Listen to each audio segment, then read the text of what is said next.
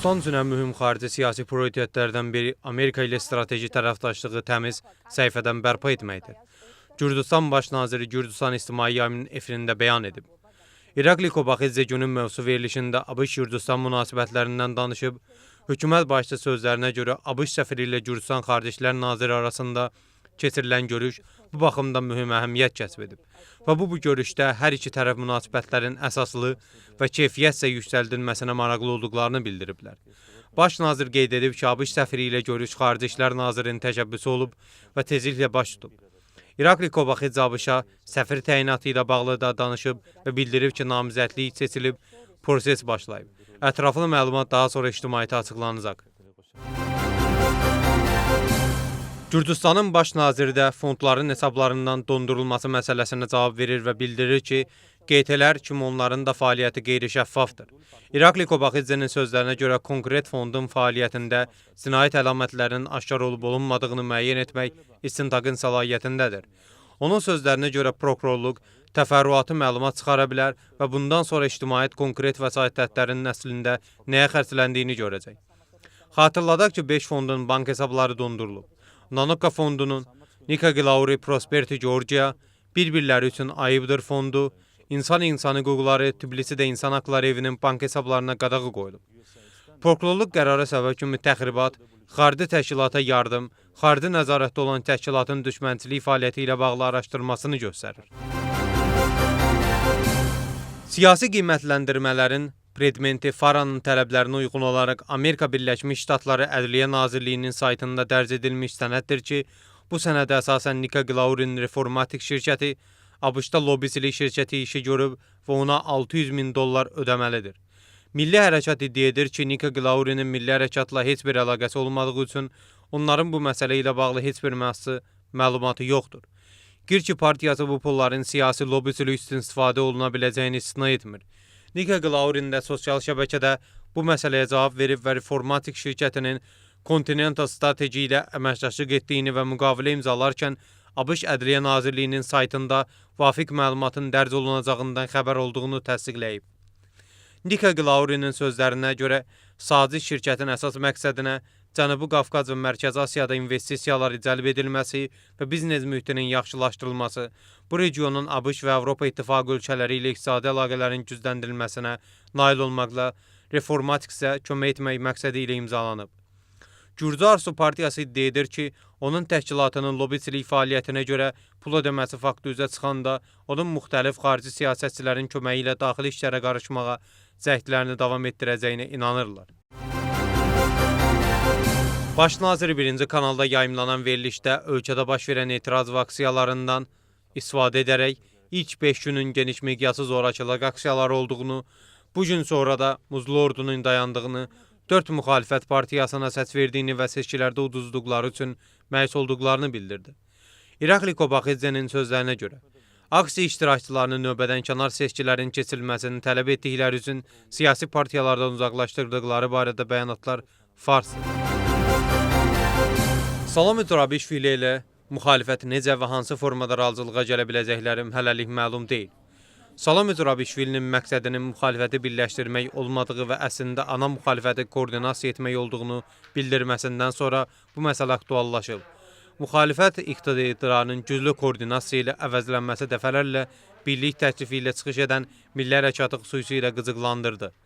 Partiya bir neçə gündür ki, Salome Zurabishvilini kəskin tənqid edir və ondan konkret addımlar atmasını tələb edir. Müxalifətin bir hissəsi Salome Zurabishvilinin təşəbbüsünü alqışlayır və hazırki vəziyyətdə müxalifətin koordinasiyasının vacib olduğunu bildirir. Gürcü Arzu hesab edir ki, müxalifət və Salome Zurabishvili xaricdən idarə olunur və əmr sifariş verdikləri birləşdirəcəklər. Müxalifət nəyə hazırlaşır və 2025-ci ildə keçiriləcək yerli özünü idarə seçkilərində iştirakla bağlı yekunda hansı qərarı verəcək? Məsələ ilə bağlı müxtəlif mövqelər var. Bəzi müxalifət partiyaları oktyabrın 4-də keçiriləcək seçkilərdə iştirak etməyəcəklərini bəyan edirlər və gündəmdə olan yeganə seçki yeni parlamentar seçkilərdir. Yerli hakimiyyət seçkilərində qalib gələcəklərinə əmin olduqları iqtidarı komandasında müxalifətin şanslarının sıfır olacağını proqnozlaşdırırlar. Baş nazirin yerli seçkilərdə bağlı gözləntiləri nikmindir. Onun sözlərinə görə müxalifətin mənalı şəkildə rəqabət aparmaq üçün heç bir resursu yoxdur. Tbilisi meri seçkilərə gəlincə, baş nazir bildirib ki, şəxsi reytinqi və nailiyyətlərindən nəzərə alsaq, Xalqalacenin namizədliyi alternativsizdir. Onun izahatına görə namizədin irəli sürülməsi ilə bağlı qərarı siyasi şura verir.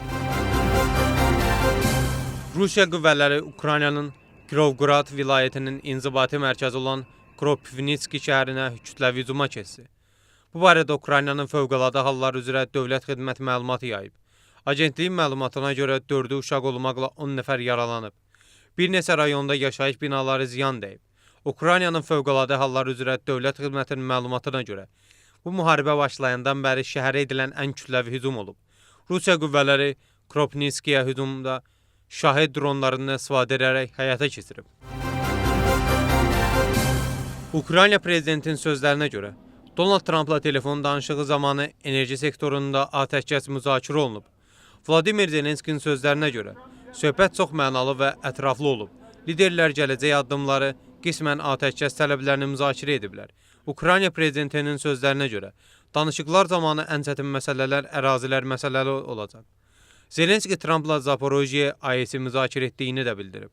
Zelenski Trumpa bildirib ki, Kiyev AES-nin modernləşdirilməsində və investisiya qoyuluşunda ABŞ-ın iştirakını nəzərdən keçirməyə hazır olacaq. O, əgər Ukraynaya qaytarılarsa. Ermənistan və Azərbaycan sülh sazişinin layihəsini razılaşdırıb və imzalanmağı gözləyir. Ermənistanın baş naziri Nikol Paşinyan X sosial şəbəkəsində yazıb. Ermənistanın baş nazirinin sözlərinə görə o ölkənin müdafiə nazirliyinə atəşkəs rejiminə riayət etməyi tapşırıb. Ermənistan və Azərbaycan sülh sazişinin layihəsi razılaşdırılıb və imzalanmağı gözləyir. Mənim Ermənistan Müdafiə Nazirliyinə göstərişim aydındır. Atəşkəs rejimini pozmayın. Ermənistan müharibəyə deyil, sülhə doğru gedir. Ermənistanın baş naziri razılaşdırılmış layihəni imzalamağa hazır olduğunu qeyd edir. Maraqlıdır ki, Azərbaycan Müdafiə Nazirliyi bugün Ermənistan silahlı qüvvələrinin Azərbaycan ordusunun mövqelərinə atəşə tutduğunu bəyan edib. Ermənistan Müdafiə Nazirliyi isə bu məlumatı təksib edib. Ankarada İstanbul Bələdiyyə sədrinin dəstəkləyən etirazçılarla hüquq mühafizə orqanlarının əməkdaşları arasında toqquşma olub. Hüquq mühafizə orqanları etirazçılara qarşı biber qazından istifadə edib. Xəsarət alanlar və həbslər barədə hələlik məlumat verilmir. Mitinqdə tələbələr İstanbul Bələdiyyə Başqanı Əkrəm İmamoğlu'nun həbsinə etiraz ediblər. Türkiyə polisi İmamoğlu'nu korrupsiya ittihamı ilə həbs edib. Polisin keçirdiyi əməliyyat korrupsiya cinayətlərinin geniş miqyaslı istintaqı ilə bağlıdır. Ona kimi merin evində axtarışlar aparılıb. Daxili İşlər Nazirliyi tərəfindən qanunsuz olaraq küllü miqdarda narkotik vasitələrinin əldə edilməsi və saxlanılması ittihamı ilə bir nəfər həbs edilib. Hüquq mühafizə orqanları əməkdaşları tərəfindən saxlanılan şəxsin şəxsi, yaşayış yeri və nəqliyyat vasitəsinə baxış zamanı xüsusilə küllü miqdarda 35 bükümdə metadon narkotik vasitə aşkar edilərək götürülüb. Polis əməkdaşları araşdırmaları nəticəsində maddi sübut kimi pul, yapışqan lent, elektrik tərəsi götürüb. Cinayət 20 ilə qədər cəza və ömürlük həbsi nəzərdə tutub. Şida Kartli Polis Departamentinin əməkdaşları kompüter sındırmaq və kompüter sisteminə icazəsiz daxil olmaq üçün əvvəllər məhkum olunmuş şəxsi həbs ediblər.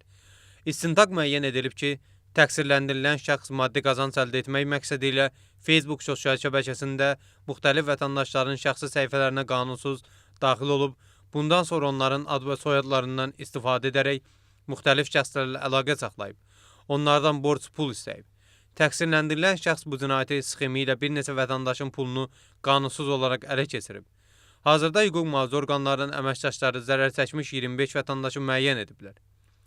Cinayət 6 ildən 10 ilədək müddətə azadlıqdan məhrum etməklə cəzalandırılır.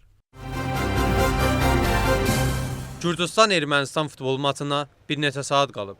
Hər iki ölkənin milli komandası Vazgen Sarkisyan adına stadionda oyun öncəsi məşq keçirib.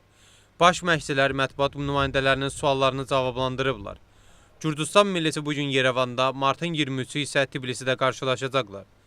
B liqasındakı yerini qorumaq üçün 2 oyunluq play-offda Ermənistanla qarşılaşacaq. Bugünkü qarşılaşma saat 21:00-da başlayacaq və qarşılaşma 1-ci kanalda yayımlanacaq.